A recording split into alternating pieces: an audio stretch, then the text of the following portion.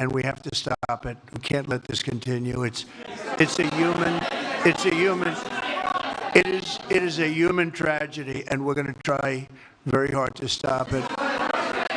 Yeah, please, go ahead, sir. Go ahead. Mr. President, what's your view about Palestinian leader Abbas' role in all the regional changes you want to do?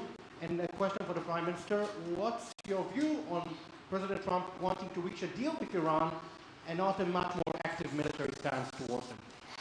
Go ahead, baby. Go ahead. I think the President just said something that I think is the pivot of everything that we're talking about. He said Iran cannot have a nuclear weapon. And we fully agree with that. If this goal can be achieved by a maximum pressure campaign, so be it. But I think the most important thing is to focus on the goal, which the President just did, and I fully agree with it. Well, I said it, and he said it very well. It's a campaign of pressure to see if we can get something done. He doesn't want to do what some people think will automatically happen because they're very difficult people to deal with, as you know. But if we could solve this problem without warfare, without all of the things that you've been witnessing over the last number of years, it would be, I think it would be a tremendous thing. Go ahead, please. Do you have any plans to visit Israel soon? To visit where? Oh, well, I love Israel. I will visit there, and I'll visit Gaza, and I'll visit Saudi Arabia, and I'll visit other places all over the Middle East. The Middle East is an incredible place, so vibrant, so it's just one of the really beautiful places with great people. And I think a lot of bad leadership has taken place in the Middle East that's allowed this to happen. It's just terrible. And that includes on the American side, by the way. We should have never gotten in there a long time ago, spent trillions of dollars and created so much death. So that includes Americans. But yeah, I'll be visiting a lot of different places in the Middle East. I've been invited everywhere, but I will be visiting some, yeah. Okay. Let's go. Caitlin, go ahead, Caitlin. Caitlin, go ahead. On what you were saying there.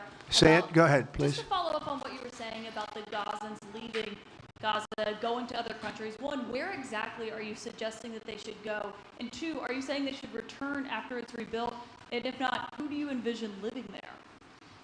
I envision a world, people living there, the world's people.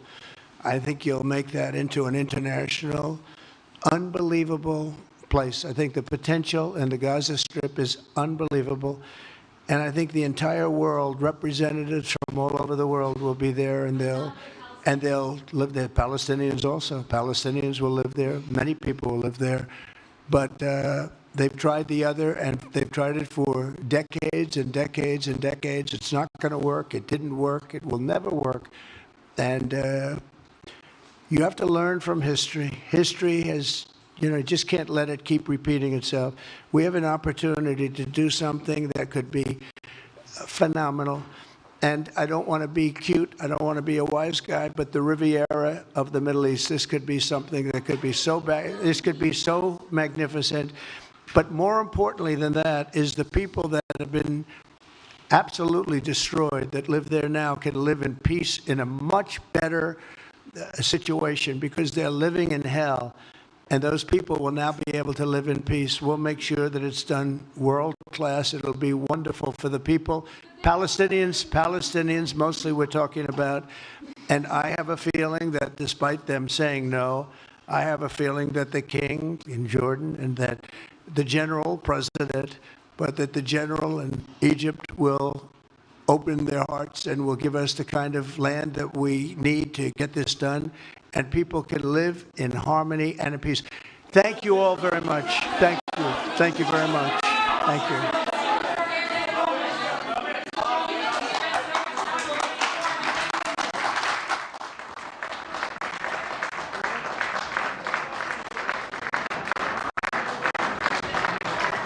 You bring them out. You really bring them out. Today, I'm delighted to welcome Israeli Prime Minister Benjamin Netanyahu back to the White House. It's a wonderful feeling and a wonderful event. We had fantastic talks, and thank you very much with your staff. He's the first foreign head of state to visit during our administration, and Bibi, I want to say it's an honor to have you with us. Over the past 4 years, the U.S. and the Israeli alliance has been tested more than any time in history. But the bonds of friendship and affection between the American and Israeli people have endured for generations, and they are absolutely unbreakable. They are unbreakable. I'm confident that under our leadership, the cherished alliance between our two countries will soon be stronger than ever. We had a great relationship. We had great victories together 4 years ago. Not so many victories over the past 4 years, however. In my first term, Prime Minister and I forged a tremendously successful partnership that brought peace and stability to the Middle East like it hadn't seen in decades. Together, we defeated ISIS. We ended the disastrous Iran nuclear deal, one of the worst deals ever made, by the way, and imposed the toughest ever sanctions on the Iranian regime. We starved Hamas and Iran's other terrorist proxies, and we starved them like they had never seen before. Resources and support disappeared for them. I recognized Israel's capital, opened the American embassy in Jerusalem, and got it built, by the way. Built it too, just not only designated it, but got it built at a price that nobody's seen for 40 years. We got it built, it's beautiful, all Jerusalem stone, right from nearby, and it's something that's very special, and recognized Israeli sovereignty over the Golan Heights, something that they talked about for 70 years, and they weren't able to get it, and I got it. And with the historic Abraham Accord, something that was really an achievement that was, I think, going to become more and more important because we achieved the most significant Middle East peace agreements in half a century, but the Abraham Accords in particular, and I really believe that many countries will soon be joining this amazing peace and economic development transaction. It really is a big economic development transaction. I think we're going to have a lot of people signing up very quickly. Unfortunately, for 4 years, nobody signed up. Nobody did anything for 4 years except in the negative. Unfortunately, the weakness and incompetence of those years, those past 4 years, the grave damage around the globe that was done, including in the Middle East, grave damage all over the globe. The horrors of October 7th would never have happened if I were president. The Ukraine and Russia disaster would never have happened if I were president. Over the past 16 months, Israel has endured a sustained, aggressive, and murderous assault on every front, but they fought back bravely. You see that, and you know that. What we have witnessed is an all-out attack on the very existence of a Jewish state in the Jewish homeland.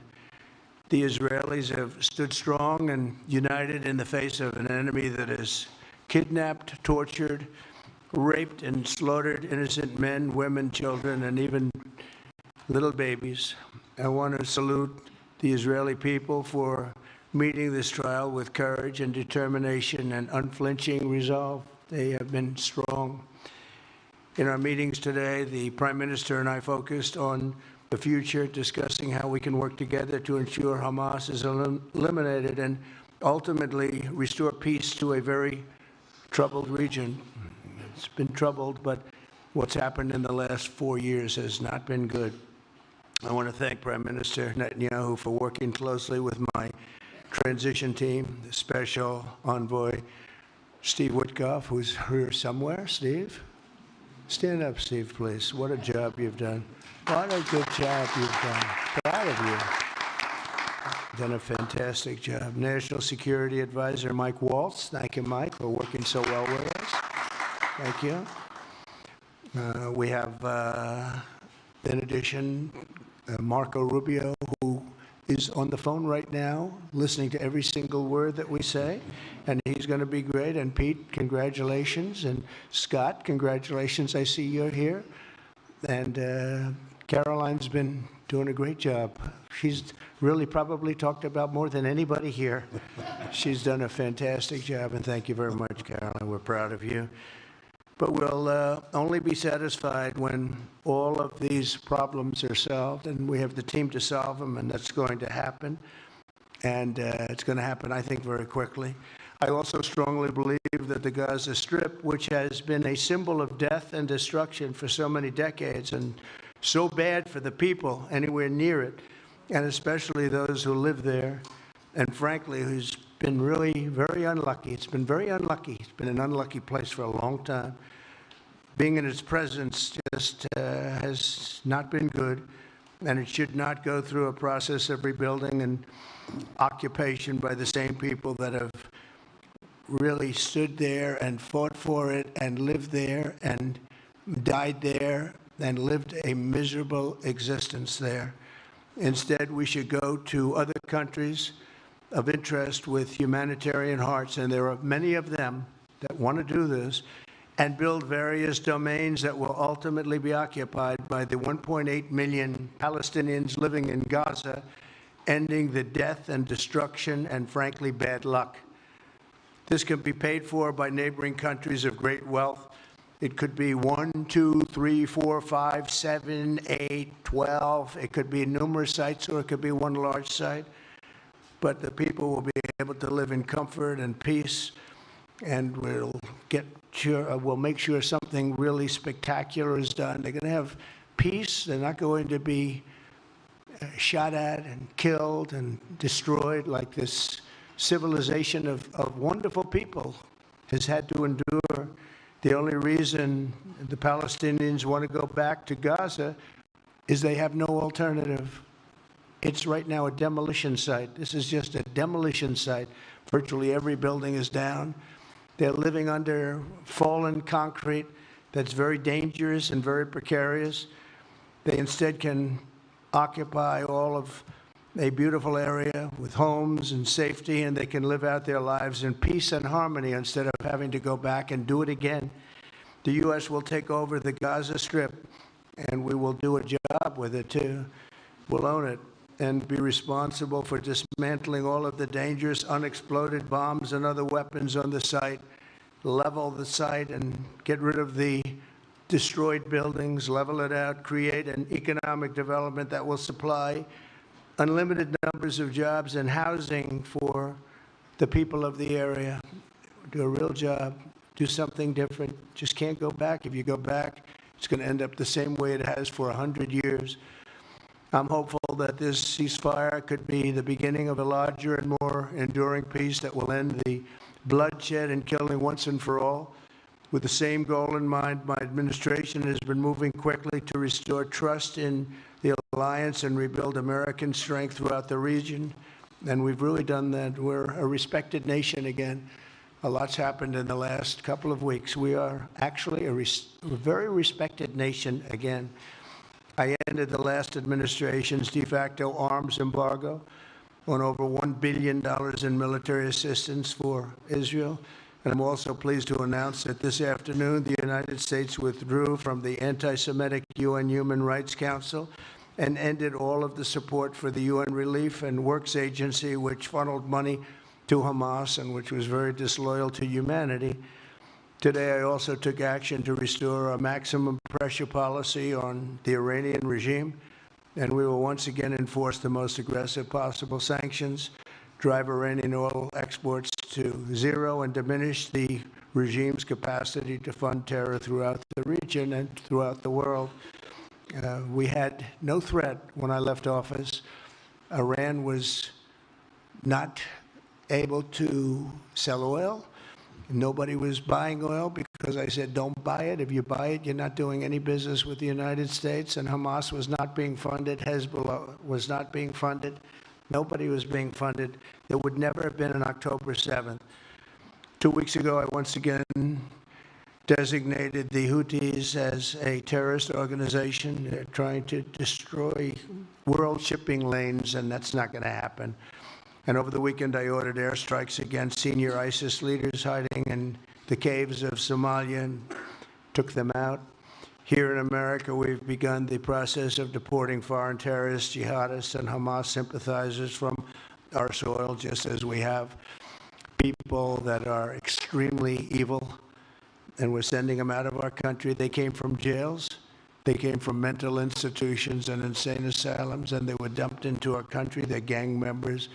We're getting them out at numbers that nobody can actually believe. And every single country is taking those people back. They said they would never take them back, and they're all taking them back, and they're taking them back very gladly. And I recently signed an executive order combating the vile wave of anti-Semitism that we've seen in the aftermath of the October 7th attacks. Together, America and Israel will renew the optimism that shined so brightly just 4 years ago. It was really a bright, beautiful light.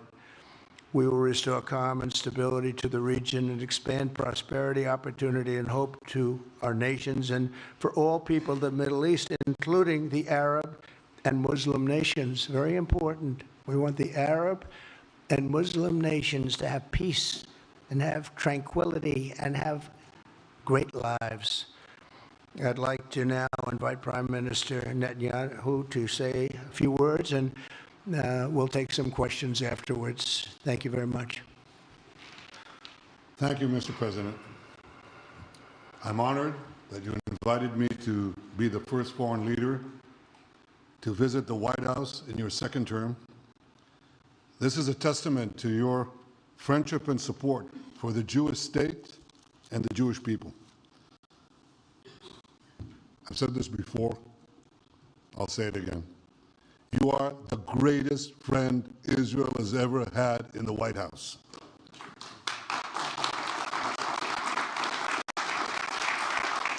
And that's why the people of Israel have such enormous respect for you.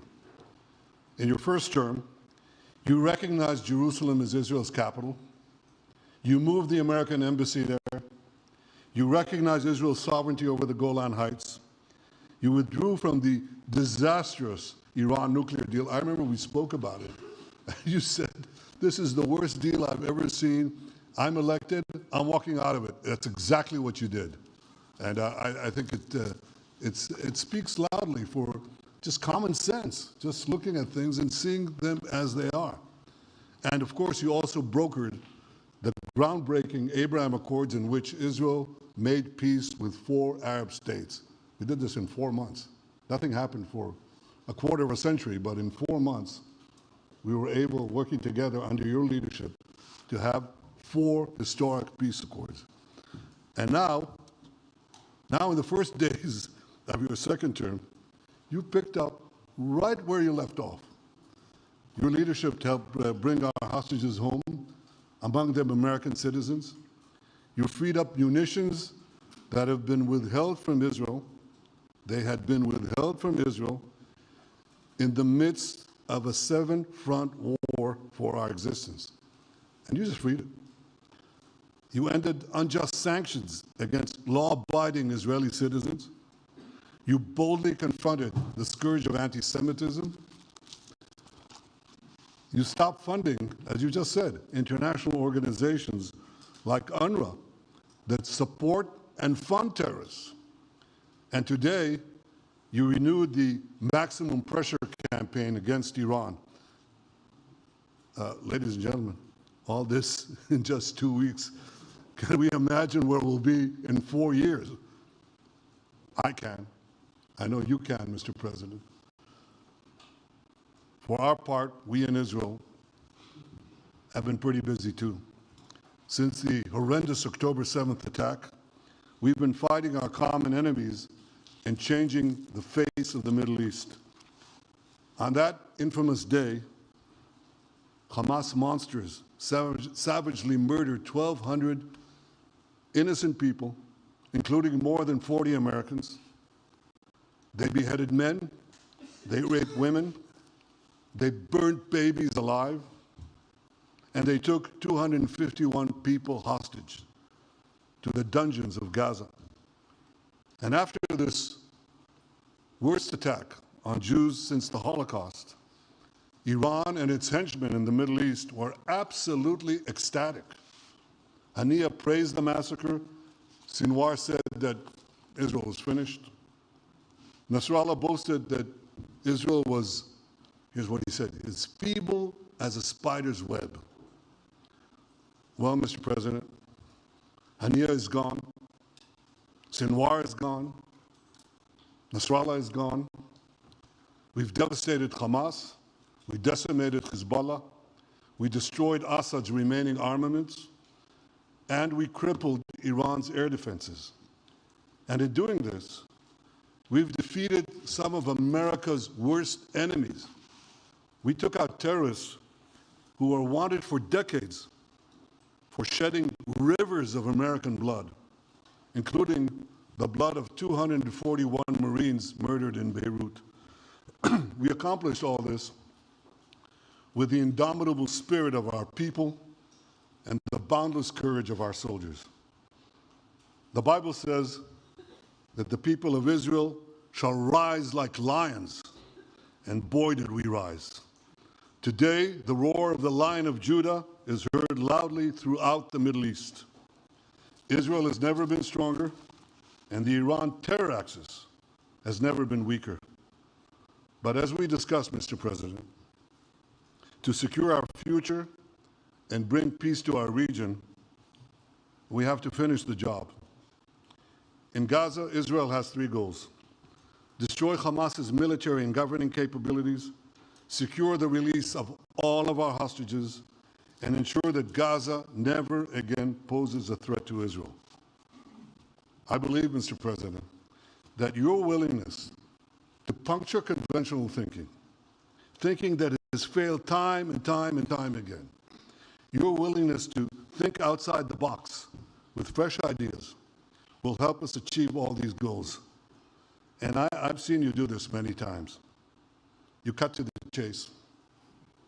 You see things others refuse to see. You say things others refuse to say.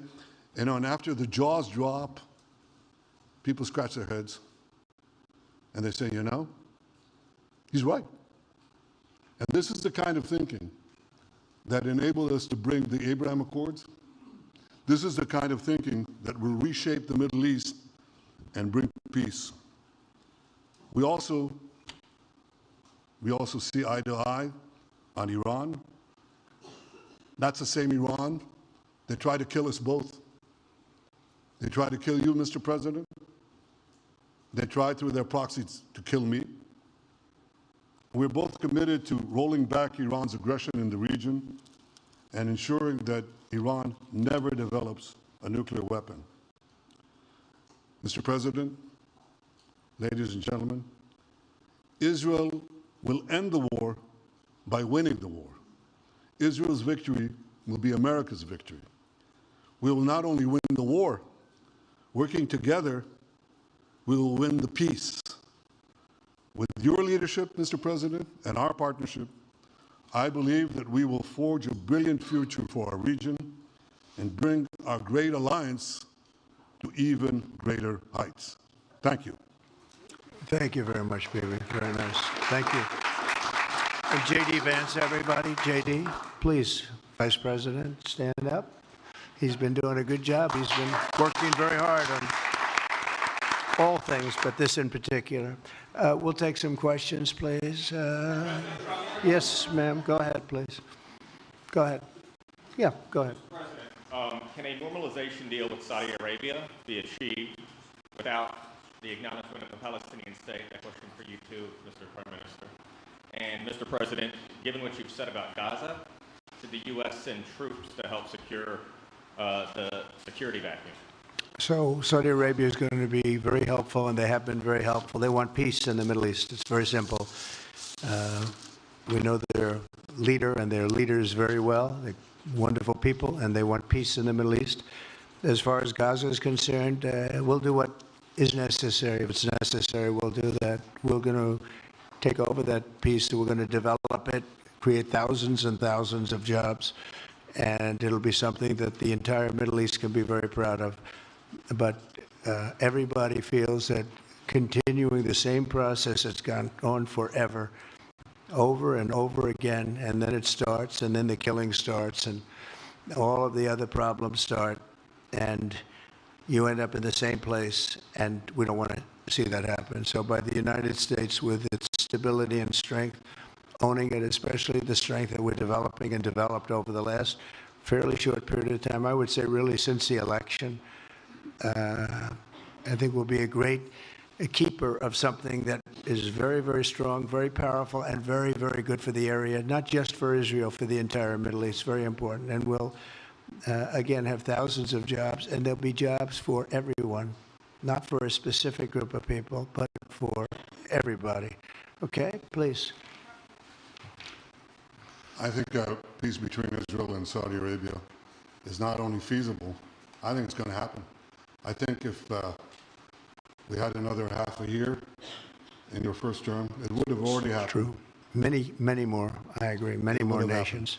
I think you can't prejudge and pre-guess how we'll achieve it, but I'm committed to achieving it. And I know the president is committed to achieving it, and I think the Saudi leadership is interested to achieve it. So we'll give it a good shot, and I think we'll succeed. Yeah, please, go ahead.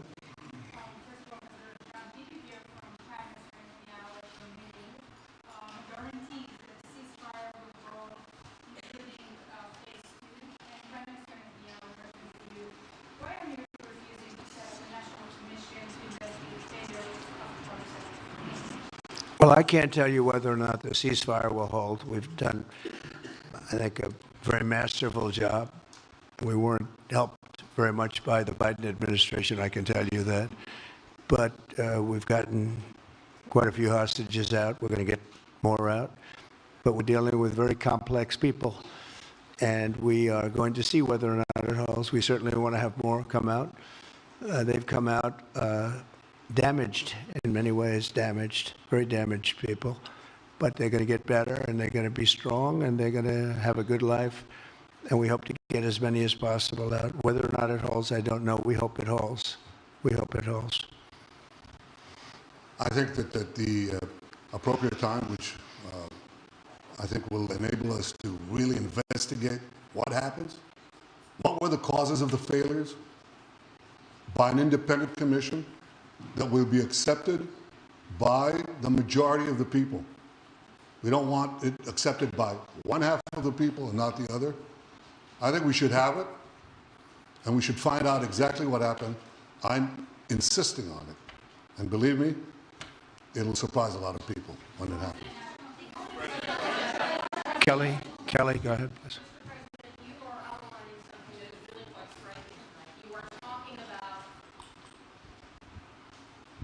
Thank you, Mr. President, Mr. Prime Minister. You are talking tonight about the United States taking over a sovereign territory. What authority would allow you to do that? Are you talking about a permanent occupation there, redevelopment?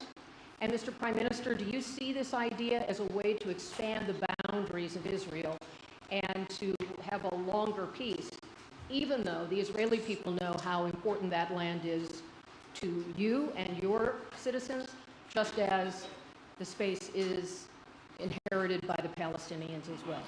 I do see a long-term ownership position, and I see it bringing great stability to that part of the Middle East and maybe the entire Middle East. And everybody I've spoken to, this was not a decision made lightly. Everybody I've spoken to loves the idea of the United States owning that piece of land, developing and creating thousands of jobs with something that will be magnificent in a really magnificent area that nobody would know. Nobody can look because all they see is death and destruction and rubble and demolished buildings falling all over. It's just a terrible sight. I've studied it. I've studied this very closely over a lot of months, and I've seen it from every different angle. And it's a very, very dangerous place to be, and it's only going to get worse. And I think this is an idea that's gotten tremendous, and I'm talking about from the highest level of leadership, gotten tremendous praise. And if the United States can help to bring stability and peace in the Middle East, we'll do that. Bibi? I mentioned again tonight our 3 goals, and the third goal is to make sure that Gaza never poses a threat to Israel again. President Trump is taking it to a much higher level. He sees a different future for that piece of land that has been the focus of so much terrorism, so many attacks against us, so many trials and so many tribulations. He has a different idea. And I think it's worth paying attention to this. We're talking about it. He's exploring it with his people, with his staff. I think it's something that could change history. And it's worthwhile really pursuing this avenue. Yeah, please, go ahead. Go ahead. Right.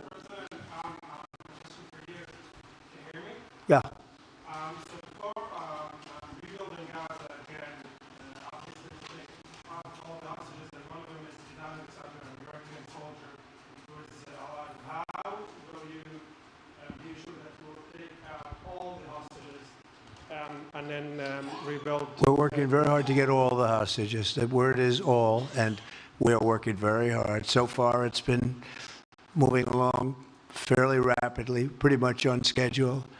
I'd love to have them all out at one time, but we're taking them out, and tomorrow more are being released, and over the days more, and then we'll go into a phase 2.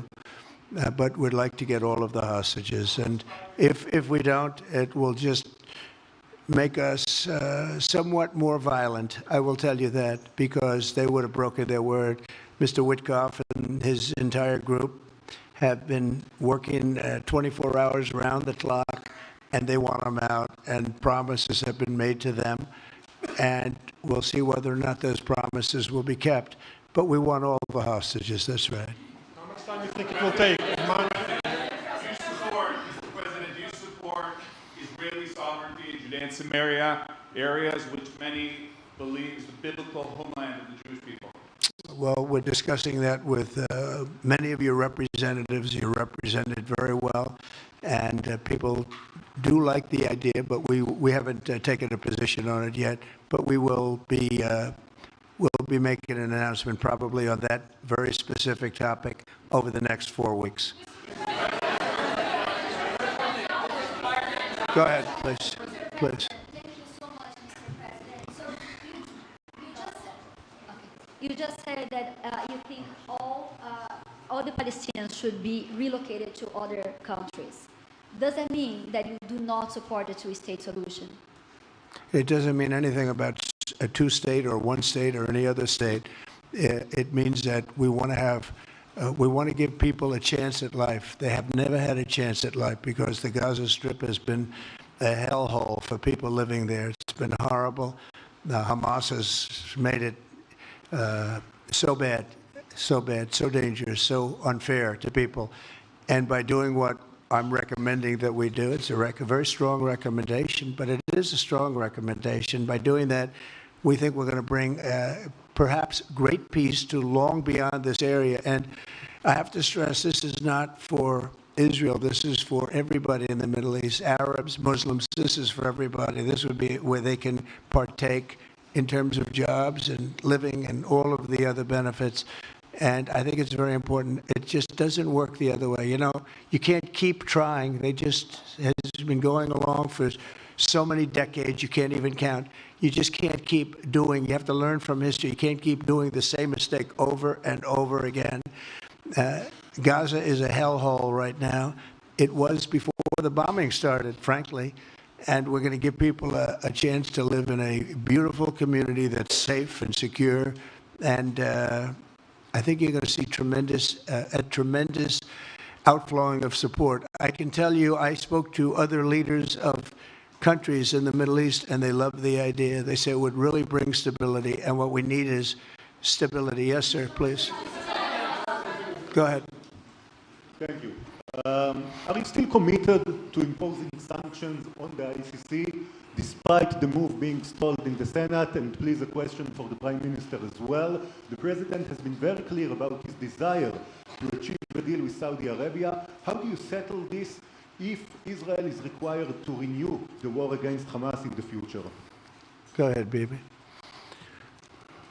I think everybody understands that just as the president fought and defeated Al-Qaeda and ISIS, that we can't leave Hamas there because Hamas will continue the battle to destroy Israel. They'll do, you know, when in this temporary ceasefire, one of their leaders comes out, you know what he says? We're going to do October 7th again, except we'll do it bigger. So obviously, you can't talk about peace neither with Hamas or in the Middle East if this, you know, toxic, murderous organization is left standing. Any more than you could make peace in Europe after World War II if the Nazi regime was left standing and the Nazi army was left standing. You want a different future? You got to knock out the people who want to destroy you and destroy peace. That's what we're going to do. I think that will also usher in, actually, the peace with Saudi Arabia and with others. And I think there will be others, too. Yes, ma'am. Go ahead. Afghan suffered women as a high expectation from you. Do you have any plan to change Afghanistan situation? Are you able to recognize Taliban? Because I'm an Afghan journalist, Afghan suffered women. Any comment about Afghanistan? What's your future plan for Afghan people, especially Afghanistan? I have a little hard time understanding you. Where are you from? Oh. Actually, it's a beautiful voice and a beautiful accent. The only problem is I can't understand a word you're saying. But I just say this, good luck. Live in peace. Go ahead, please. That's okay. Yeah, please. Prime Minister, you said earlier today that it was tough for you to implement these sanctions on Iran, but you did indicate that you were willing to negotiate with them. What would that look like, and are you in conversations with them? And the same for the Prime Minister, sir. I hated doing it. I want Iran to be peaceful and successful. I hated doing it. I did it once before, and we brought them down to a level where they were unable to give any money. They had to survive themselves, and they had no money. They were essentially broke, and they had no money for, as I said, Hezbollah. They had no money for Hamas. They had no money for any form of terror. The 28, if you call it, the 28 sites of terror, they had no money for any of it. They had to do their own and focus on their own well-being. And I hated to do it then, and I hate to do it just as much now. And I say this, and I say this to Iran, who's listening very intently. I would love to be able to make a great deal, a deal where you can get on with your lives and you'll do wonderfully. You'll do wonderfully. Incredible people, industrious, beautiful, just an unbelievable group of people in Iran. And I know them well, have many friends from Iran and many friends that are Americans from Iran, and they're very proud of Iran. But I hated to do it, just so you understand. And I hope we're going to be able to do something so that it doesn't end up in a very catastrophic situation. I don't want to see that happen. I really want to see peace, and I hope that we're able to do that. They cannot have a nuclear weapon. It's very simple. I'm not putting restrictions. They cannot have one thing. They cannot have a nuclear weapon. And if I think that they will have a nuclear weapon, despite what I just said, I think that's going to be very unfortunate for them. If, on the other hand, they can convince us that they won't, and I hope they can, it's very easy to do. It's actually very easy to do. I think they're going to have an unbelievable future. Yeah, please, sir, go ahead. You just laid out your plan for Gaza. Yes. Can you lay out your plan for Ukraine and also... For Ukraine? For Ukraine, yes. You consider yourself a strong leader. You blamed your predecessor for letting Russia to take over Ukraine. Will you demand from Putin to get out of Ukraine, from sovereign territory of Ukraine? So we're dealing right now on the subject. I don't want to spend a lot of time because we're here for another reason, but we are having very good talks, very constructive talks on Ukraine. And we're talking to the Russians. We're talking to the Ukrainian leadership. it would have never happened. That would have never happened. It should have never happened. I get reports every week, the number of soldiers, mostly soldiers now, the cities have been largely demolished. You talk about a very sad sight to see. We talk Gaza. Well, many of these cities look as bad as Gaza and worse, what's happened to them. And I want to see that end. And I want to see it end for one simple reason, the life of young people being absolutely obliterated on both sides. You probably have 700,000 Ukrainian soldiers dead, 800,000, maybe more Russian soldiers dead. It's very flat land, and the only thing that's going to stop a bullet is a human body. In this case, usually soldiers. And the numbers are staggering when you hear the real numbers in Ukraine, what the numbers are. And this doesn't include the cities that have been demolished and all of the people that were killed. So I want to see it stopped. We're having very good talks, and I think we're going to get it. I think something will be hopefully dramatically, it will rise above everything. You can't let this continue. This is an absolute slaughter that's taking place on the beautiful farmlands of Ukraine, and we have to stop it. We can't let this continue. It is a human tragedy, and we're going to try very hard to stop it. Yeah, please, go ahead, sir. Go ahead. Mr. President, what's your view about Palestinian leader Abbas' role in all the regional changes you want to do? And a question for the Prime Minister, what's your view on President Trump wanting to reach a deal with Iran and also a much more active military stance towards it? Go ahead, baby. Go ahead. I think the president just said something that I think is the pivot of everything that we're talking about. He said Iran cannot have a nuclear weapon. And we fully agree with that. If this goal can be achieved by a maximum pressure campaign, so be it. But I think the most important thing is to focus on the goal, which the president just did, and I fully agree with him. Well, I said it, and he said it very well. It's a campaign of pressure to see if we can get something done. He doesn't want to do what some people think will automatically happen because they're very difficult people to deal with, as you know. But if we could solve this problem without warfare, without all of the things that you've been witnessing over the last number of years, it would be, I think it would be a tremendous thing. Go ahead, please. Do you have any plans to visit Israel soon? To visit where? Oh, I love Israel. I will visit there, and I'll visit Gaza, and I'll visit Saudi Arabia, and I'll visit other places all over the Middle East. The Middle East is an incredible place, so vibrant, so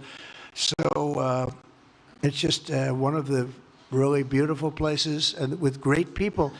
And I think a lot of bad leadership has taken place in the Middle East that's allowed this to happen. It's just terrible. And that includes on the American side, by the way.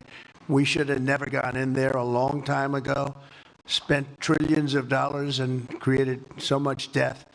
So it includes Americans. But yeah, I'll be visiting a lot of different places in the Middle East. I've been invited everywhere, but I will be visiting some, yeah.